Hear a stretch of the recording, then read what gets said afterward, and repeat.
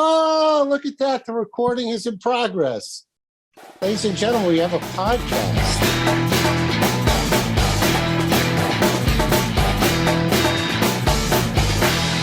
Welcome to the Pix 11 New York Sports Nation podcast. I am indeed your host, Todd Ehrlich, the executive producer of the Pix 11 Sports Department. Joining me for Pix 11 is the dynamic duo, the host of New York Sports Nation, which airs every Sunday night at 11 p.m. on Channel 11, Miss Sari and the Moose. Gentlemen, thanks for joining us. Only one of us high above 42nd Street today.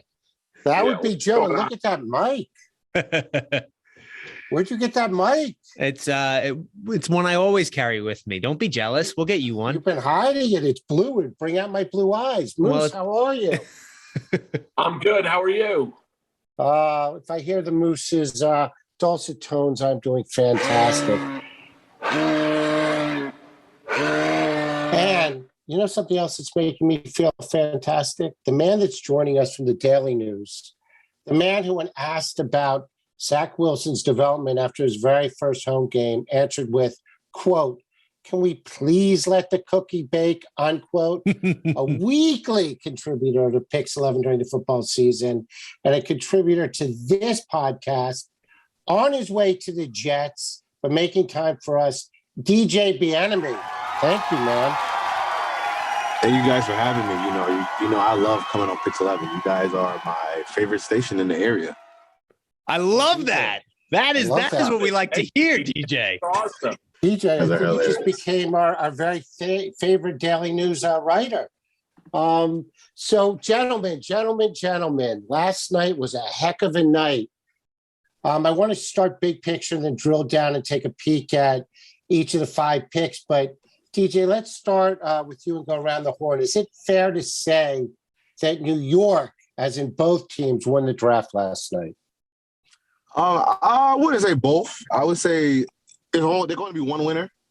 And I want to say the Jets, there isn't a single team in the entire National Football League that can say they had a better draft than Gang Green. When you get the best cornerback in the draft, arguably, you get one of the best defensive ends in the draft, and then you get one of the best receivers in the class. Like, how can you top that? You know what I'm saying? Like, you get 3 players at 3 premium positions that really determine whether teams are great or if they're just average. Because most teams that are great usually have a corner or an edge rusher, and they have playmakers at the receiver spot. And that's what the Jets got. And granted, yes, the Giants got a very good, talented defensive end and a talented offensive tackle. They can't sniff what the Jets were able to do with their draft. Wait a minute. Love it, Moose. Joe. Are we saying that in order to be a championship team, we need a cornerback and a wide receiver? Now, I'm not going out here and disagreeing with you, but boy, has the NFL changed if that's the case. I mean, what happened to winning on the trenches, right? We talk about quarterback, offensive line, pass rusher. Now, I know they got their pass rusher in Johnson trading back into the first round, but cornerback and wide receiver are the makings of a championship team? You need at least one of them. Which team that's elite doesn't have either one? Like, we saw the Rams, we saw the Super Bowl. We saw a team in the Bengals that had no offensive line, but they had a star quarterback and they had star receivers, and we saw that show up. And the Rams, what did they have? A star set of receivers, and they have a star cornerback. Obviously, they have Aaron Donald. They have Leonard Floyd. They have, great pass rush. But again, they had Von Miller also. But again, if you want to be a great team in the NFL, you have to be dynamic. And the Jets were able to become dynamic by adding a guy like Sauce Gardner, by adding a guy like Garrett Wilson. Yeah, but I think, listen, I think talent plays no matter the way you look at it. I still think for the Giants, I think it was a really good night. I mean, so we could get into the debate about whose night was better. I mean, the Jets had 3 1s and went trained back into the first round. The Giants obviously had the 5th and 7th overall pick. The Giants didn't mess it up. They kept it simple.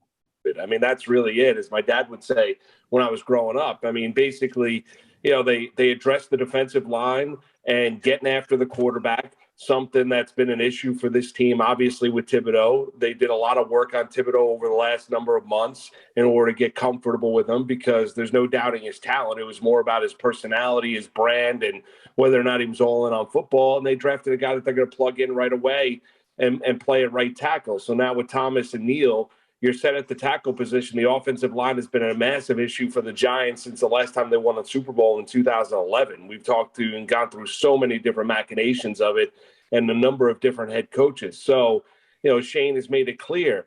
Listen, the Jets had a really good draft. I mean, arguably, maybe the best corner fell to them at 4 with Sauce Gardner. We all understand how great he was. Didn't allow a touchdown at Cincinnati. Wilson, we could debate about Wilson or Olave coming out of Ohio State. I think if healthy, I think Jameson Williams out of Alabama, if he didn't tear his ACL, was the number 1 wide receiver in the draft. But there's nothing not to like about Wilson and his ability to make plays on the field. And you watch him at Ohio State to adjust in the air to the football.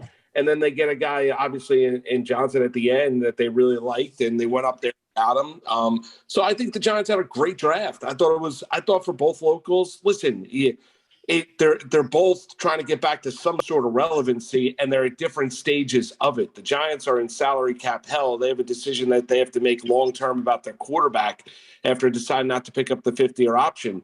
It's go time here for the Jets. Second year under Zach Wilson to play the point that GJ, they've surrounded him. They invested in the tight end in the offseason in free agency. Now you've got 3 wideouts in Davis, Moore, and obviously Wilson. The offensive line has improved. It's go time now for Wilson and company for this offense to really take off, no pun intended, in 2022. DJ, I got to ask you a question because Mark mentioned it there, and I was thinking the same thing when the Jets called Wilson's name there. And other than the Wilson to Wilson connection, I thought Olave was the best receiver on Ohio State this year. So why do you think the Jets went with Wilson over Olave or even one of the other wide receivers in the draft?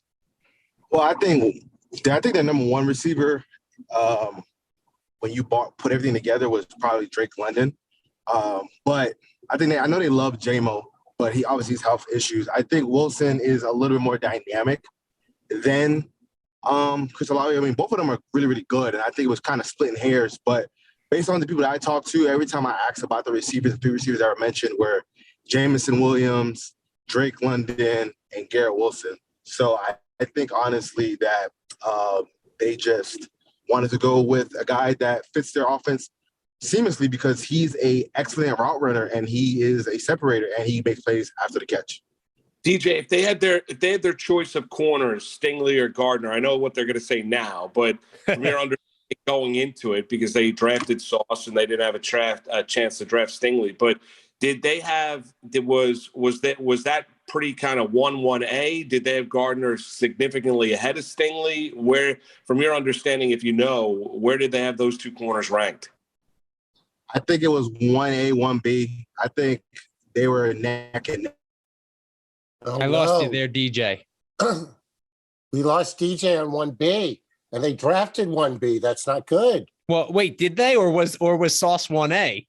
He didn't specify which was 1A and 1B. That's a good. You know what? It's a solid point, Joe. You're a journalist. Moose, who do you? Let's take a look at the corners. Who do you think was 1A and 1B? I think there's an argument to be made that Stingley's a more physically gifted corner than Gardner. You can't doubt Gardner's production at Cincinnati. Gardner gave up how many touchdowns last year? He didn't allow any, but it's pretty good. But Stingley also, when he was healthy, went up against better competition in the SEC. I mean, he did have practices at LSU where he was going up against Jamar Chase and Justin Jefferson. Listen, I think they're both, and if he's over the Liz Frank injury, I think there's an argument to be made that Stingley could be rated above Sauce Gardner, but doesn't mean that both can't be really, really good players. And Gardner's production was off the charts. He's not as quick as Stingley is, but his reach is amazing when you look at his arm length. Yeah, I don't know. I'm with you, Moose. I agree that Stingley has that potential, but that Liz Frank injury, we've seen it be a recurring thing with so many athletes out there that once they have foot problems, those are things that pop up time and time again throughout their career, especially for a cornerback when you got to make those cuts. And we've heard all the issues with the turf over at MetLife and those concerns before in the past. So should be interesting to see how that plays out. But you know what? Either way, no matter if you take a cornerback this high in the draft, they better be able to take away half the field, because if not, I mean, to use forget about a top 5 pick, a top 10 pick on a cornerback these days, I think you really got to have confidence that your D-line is going to get there, and you really have to have confidence that that guy is going to be able to play on an island a la Darrelle Revis when they drafted him out of Pittsburgh, the Jets did. So, I mean, high expectations for Sauce coming in, but he seemed to welcome them in the in all of the press conferences leading up to and then following the draft. Well, gentlemen, I think if you're going to compete in the AFC East, you need a shutdown corner. I mean, the Bills and Josh Allen are obviously prolific. Tyreek Hill going to Miami, and Mac Jones's passing game is efficient, if nothing else, in New England. So how much do we think that Gardner can help the Jets? Well, listen, I think there's a number of ways with where you can slow opposing offenses down. I think your point is fair, Todd, where you need that shutdown corner in today's day and age in the National Football League. Yes, you do. And I think Gardner's going to be it. And I think for the Jets, though, but it's really now with drafting Johnson late in the first round and trading back into the first round with Carl Lawson returning. I mean, I still think, as Joe mentioned early on in the podcast, I think the keys to the National Football League, outside of great quarterback play, is protect yours and get after theirs. I mean, coaches of any era has talked about it. That's really where, in essence, it's about the trenches. So, the Jets have invested in the offensive line. Becton's going to be a guy that's going to hopefully stay healthy and play to his potential. And now you have 2 guys on the edges, with a healthy Carl Lawson and with Jermaine Johnson that can go out and get after the quarterback, which can also help out your secondary when it comes to coverage if you don't give the opposing quarterback time. So let's take a look at that, Moose. The Giants took Thibodeau out of Oregon, obviously considered one of the very, very, very best pass rushers in the draft. However, there has been some questions, which you alluded to, about his character. When he was asked about playing in New York, one of the things that he said was he's looking at New York City as a great business opportunity. To me, I think he's putting the cart before the horse. Are you concerned about his character? Yeah, I'm not. Just for the fact of I know the Giants did a lot of work on Thibodeau. Whether they were out. Obviously, they were out at his pro day out in Oregon. They met with him. They had him into their practice facility in Jersey in one of those 30 visits. So they've done a lot of work on him. So they're comfortable with it. I think it's different where they're going to embrace, obviously, personality as compared to the Joe Judge era. I think as an organization, they realize their mistakes on what happened with, say, Odell Beckham Jr. Is that concerning when you look at it? He's brought here, and I think he understands when he talks about business opportunities, it all starts from what he is as a football player. And when you look at Kayvon Thibodeau at Oregon, he's unbelievably productive. He jumps off the game. Watched him, but you mentioned it, Todd. I'd answer the question this way. I probably trust this Giant regime to have that be a concern, and they felt comfortable enough having gone through this entire draft process to make him the 5th overall pick. So I would probably say I think they're pretty comfortable with the player, or else they wouldn't have drafted him 5th overall. I don't think this is any sort of a gamble. There's a reason why the Giants called Thibodeau right before he hopped on the plane. Was the last call he took before he headed out to Vegas. It was from Joe Schoen and Brian Daboll. But Moose, let's also say this and point this out. The draft fell to the Giants perfectly for them to take Thibodeau, because obviously there was talk about Carolina drafting him after them, and you knew you had the lineman. There was some depth there. So you were going to get one of the two guys you wanted, if you believe they had Ekwonu and Neal rated both just about 1A and 1B, like we were talking about on their draft board. Then they had to take Thibodeau there because we saw how Johnson fell and the drop off in talent at edge rusher after you got him. So it lined up where it was almost like it made their decision for them last night. Especially once the Texans went and took a cornerback. Well, totally agree. And Shane mentioned that, Joe, when he was meeting with reporters last night at the Giants practice facility, they said that they had all kinds of different scenarios play out going through the draft process hundreds of times over the course of the last number of months. And they said that when it came down to it, they realized there were two tackles still on the board and the edge rusher. In essence, there were three, right? So there was Ekwonu, there was Cross, and there was Evan Neal, the tackle from Alabama, who they eventually drafted 7th overall, right? So Cross ends up getting drafted by the Seattle Seahawks. So you look at it, the Giants, and they said, well, they were going to go edge rusher knowing that one of those tackles would be there with the 7th overall pick, and that's how it all played out. They had their choice of two, Neal or Cross. They ended up going with Neal. Well, I'd like to say that it was Kettleman last year. I do not believe I would have trusted his and that regime with Judge's ability to evaluate Thibodeau. And I do agree with you that I have a lot more confidence this year. So I think that's an excellent point. I think that we've got to trust this regime until proven otherwise. Speaking of trusting that regime and speaking of building on the line, let's go to the 7th pick and Evan Neal out of Alabama. Daniel Jones, obviously, as you alluded to earlier, Moose, didn't get his 5th year option picked up, but he won't need to be picked up off the MetLife turf as much. Oh, well done, Todd. Well selection. done. Thank you. See what I did there, Joe? Yes. I took the phrase, I turned it so you could see it from the other side. He's going to step in at right tackle, which gives, really nice bookends with Andrew Thomas and young guys that could be the making of a great line to help DJ, a running back if they keep Saquon. Joe, what do you think of this pick? Yeah, I think it was a no-brainer. I mean, I think Ekwonu was a different beast, right? And if he had been there, I think he would have been the pick. But Neal is absolutely no slouch, and you got to love the kid, how humble he was in his, for every ounce of personality and showmanship and brashness that Thibodeau has. I feel like Neal is just the opposite. He's going to go out there and be one of those, it's funny, lunch pail guys, I'm going to say, because I feel like that was a Joe Judge term, but he's going to go out there and he's going to pancake some guys. And I think there is going to be a little bit of a learning curve, but he is at right tackle, which he was better at. He had versatility. They moved him all over the line, but his strength was at right tackle over at Alabama. And so he's going to fit right in there. And look, he's a rookie lineman, but you mentioned it. We saw the growing pains for Andrew Thomas.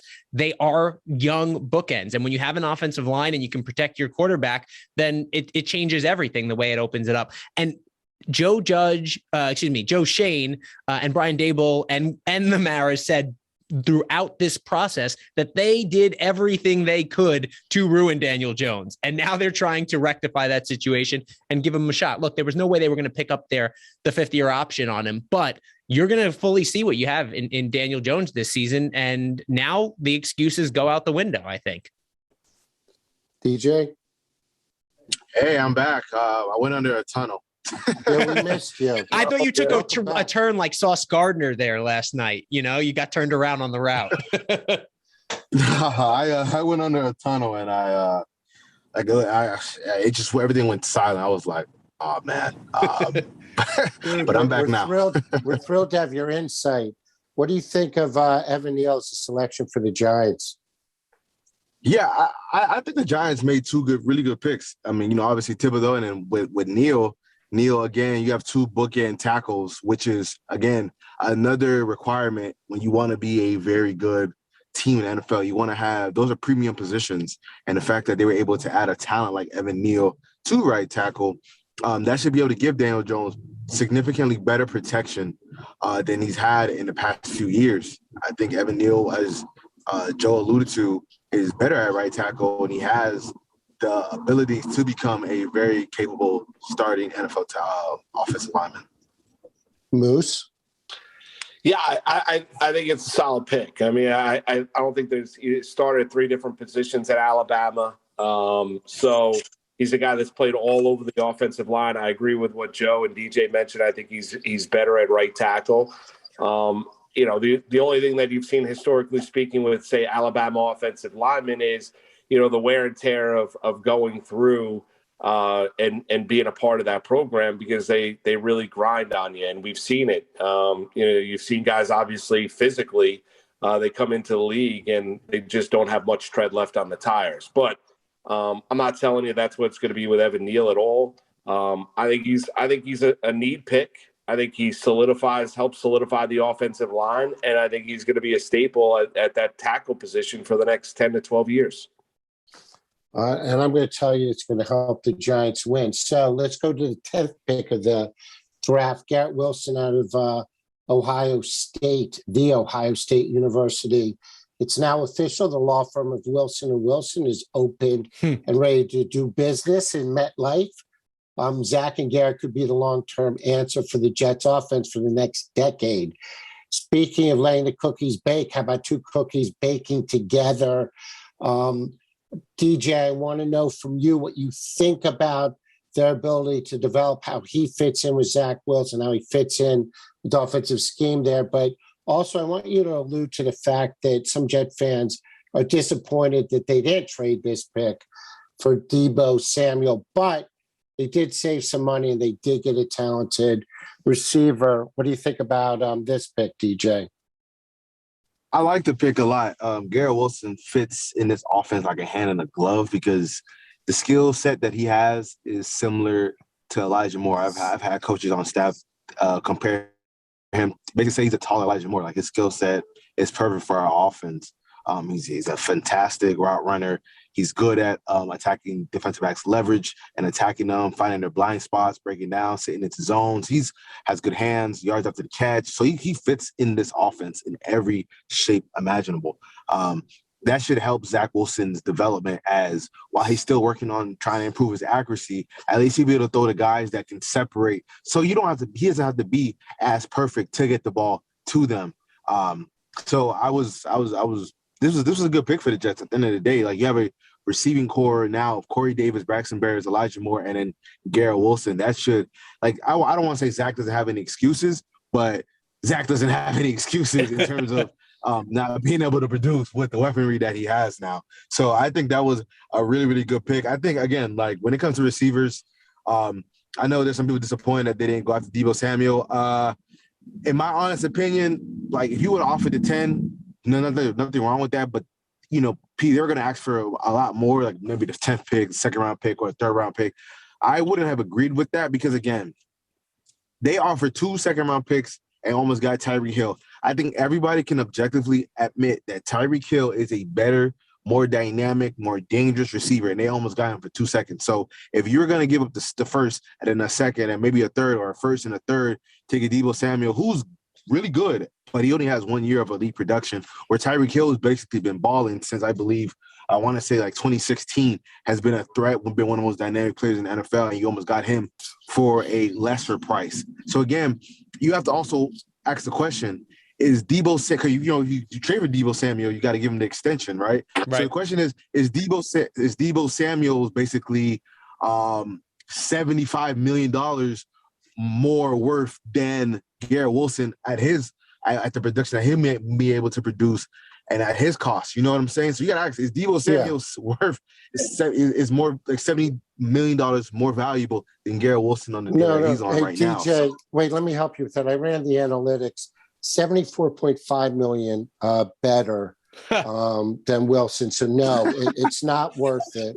It took me a long time to run those analytics, but yeah, I have that answer for you. But you know that's why you're the best. That's why you're the best. I'm not going to argue with you. You know, I got my mom, my wife, and now you. 3 people that think I'm the best. I'm in. We've got 3 minutes to go. So Moose thinks I'm the best. He's got a heart out.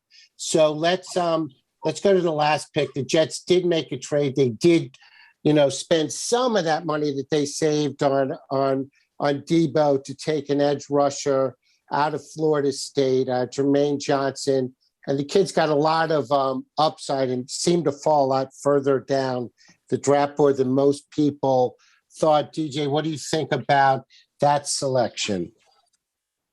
Oh, I liked it a lot. I mean, I talked to a lot of league evaluators about Jermaine Johnson, and some people thought he was better than Kayvon Thibodeau. They said the film was just flat out better. Like he had a better skill set as a rushing passer, was equally or better in the run game. It's just that Kayvon is a little bit younger and might have a little more upside. But the fact that, and again, the Jets had a top 8 grade on Jermaine Johnson. The fact they were able to get him at pick 26 is phenomenal. You know, like there's some people that were kind of, weary about taking him 4. They felt that would have been a reach, or 10 people have been okay with that. But for you to get him at 26, like that is a home run. Because I know Jermaine, out of all the players that they drafted, I think Jermaine Johnson is probably the safest one to step in year one and be a media factor, because he fills a gigantic need. They needed a guy that could help set the edge and rush after the passer, along with the fact you're going to get Carl Lawson back. So he's not going to even be seeing that many double teams. So life is going to be a lot easier for him, especially in year one. And he's going to be playing alongside JFM, and you're going to have Quentin Williams in the interior. So again, getting him with the 26th pick, then you didn't really have to give up too much to get him. That is an excellent pickup, because the guy that you were going to get, maybe 35 or 38, I don't believe would have been as good as Jermaine Johnson. I love it. Hey, gentlemen, we're running out of time, so I just want one final thought on last night's draft for either team. Just the one thing that really stands out to you. Let's start with you, Moose. One final thought. Yeah, outside the locals, I thought, the Packers not having a wide receiver fall to them. The trades that you saw, Hollywood Brown being traded to Arizona for a 1, A.J. Brown ended up in Philadelphia. I know I'm giving you more than one thought, but, and that the fact that Kenny Pickett was the first quarterback off of the board. And the only quarterback. And the only quarterback off the board. I don't know if they'll do it. I will say this: don't be stunned tonight. Don't be surprised tonight if the Giants take Malik Willis early in the second round. I think the Commanders will take him first. Joe, your last thoughts. My thought is you better pump the brakes a little bit here.